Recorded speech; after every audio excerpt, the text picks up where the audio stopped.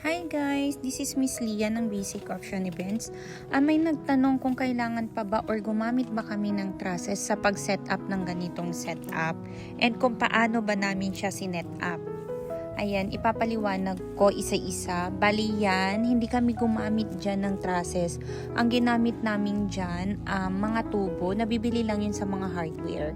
Tapos, pinagduktong-duktong siya, kinuha yung size na safe para sa pagduktong-duktong. Then, hininang siya isa-isa.